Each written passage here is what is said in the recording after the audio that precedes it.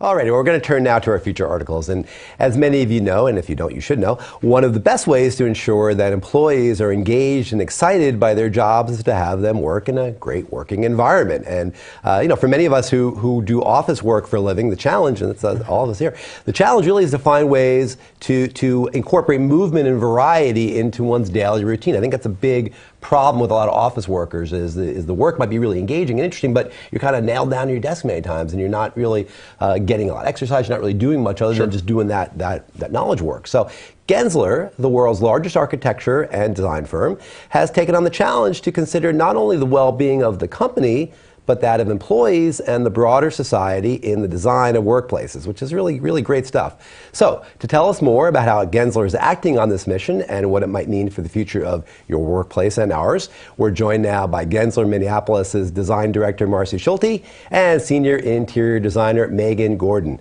Marcy and Megan, welcome to the show. Hi, thanks for having us. Thank you for joining us again, and it's a pleasure. We want to kind of jump right into it now. Your article, Reinventing the Workplace, which ran this week in Quality Digest Daily, talks about 5 elements for a life that matters. So can you explain to us what those 5 elements are and where that concept originated? Sure. We've been doing a lot of research on this very topic. It affects a lot of our clients. But we did reference this one book in particular, Well-Being, the 5 Essential Elements by Tom Rath and Jim Harder. And the 5 essential elements, according to this book, is the career well-being, social well-being, physical well-being, financial well-being, and community well-being. And it's how all of these 5 elements interact together. And workplaces really can kind of foster that, I think, is what is. Yeah, I think there's some that lend themselves easier to the workplace, but they're all important aspects. Gotcha.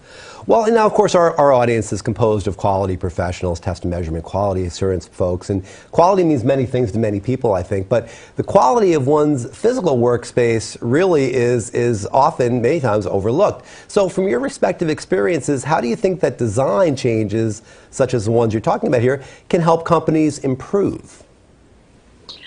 Great question. This is a question that's top of mind for many of our clients. And in discussion with our clients and our team here, we've challenged ourselves to consider, what if you left work healthier than when you arrived? What if, rather than feeling depleted at the end of the workday, you felt satisfied, you felt energized, you had a greater sense of well-being? And so that's charged our work and design thinking in this area.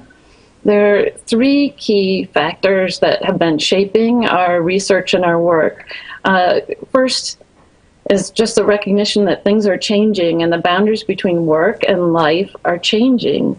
Now we're taking calls off hours, we're working more on weekends, and so that definition of work and non-work time has changed. We used to think that we got healthy after work. Work was work, and after work, we had life and we would exercise and get healthy. We can't think that any way anymore as work has become more sedentary. Secondly, a couple more quick points. Human capital is critical for companies. It's often their largest business expense. And as companies need to compete more and more for team members, talented team members, and baby boomers age out of the workforce, this becomes a bigger issue. What's the quality of my work environment, and how does it contribute to my overall well-being? Last piece is, it's not just the chair anymore. It's the car, it's the light, it's the window, it's the campus, the corporate campus. How do all those things work together to make a great environment, not only for the company, but for the community within which the company works?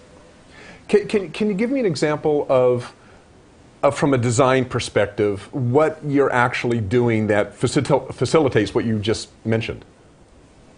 I think one of the pieces we've talked about, it's a combination of many things. Some of it is furniture, some of it is about incorporating walking paths throughout a building, and that's not only just in the workplace plan and the positioning of where amenities are versus where workspaces are. It might also be, how do you walk through the entire building? How are stairs designed to make a great design element, a great experience, and a place that encourages you to move rather than get on an elevator, for instance. You know, there's a lot of evidence, and a lot of it's quoted in your article, thank you for that, about how promoting well-being in the office can yield happier and more productive employees. But how do you convince management, and how do you convince management with data? Are there measurables to this kind of improvement? I think so. There are a lot of research articles on this very topic, and there are more and more as this topic becomes more and more popular. But in our discussions with our clients, it's really about a two-factor element. It's about the physical space. So one, you have to build the space to promote well-being, but equally as important is that policy behind that wellness in the workplace needs to follow. So employees need to feel comfortable that it's okay to leave your desk for an hour to take do some work on a walk station or take a walking meeting with a colleague to figure out some work solution. But we really see it hand in hand, and you can't really do one without the other without losing that return on investment. Mm-hmm.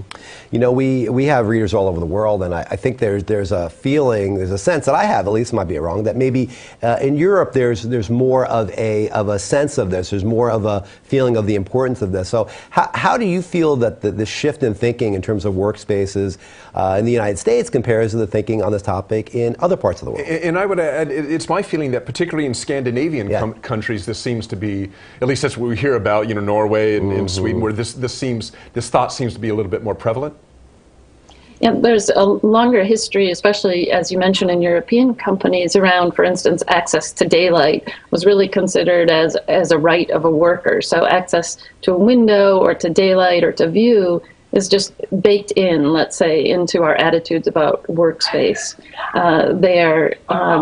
In the United States, the tradition has been that we're focused more primarily on reducing insurance costs and healthcare costs. That's changing as work has become more sedentary, and I think it's close to 80% of jobs are becoming sedentary now. That epidemic of obesity is driving us to get mobile, to get exercise, to get that integrated into our day for overall health.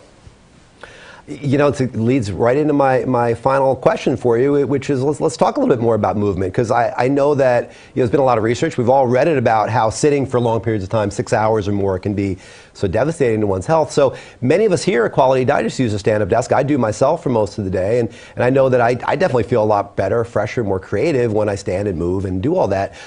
But how do you keep people productive if they're constantly moving? I mean, especially if maybe they're moving away from their work center. I mean, are there things like mobile work centers that can be developed in this case? Yeah, absolutely. I mean, I think when we talk about wellness in the workplace, we automatically think it has to be physical, which is a really, really important factor. But there are also other factors that can promote productivity in the workplace as well. For example, we just did a large project where the well-being and wellness in the workplace was a really, really major factor. And we provided things like quiet rooms where people can go away from their desk for an hour or however long they need to get away from the distractions of the phone, from coworkers, to just get some heads down work done to make them feel more productive in the day.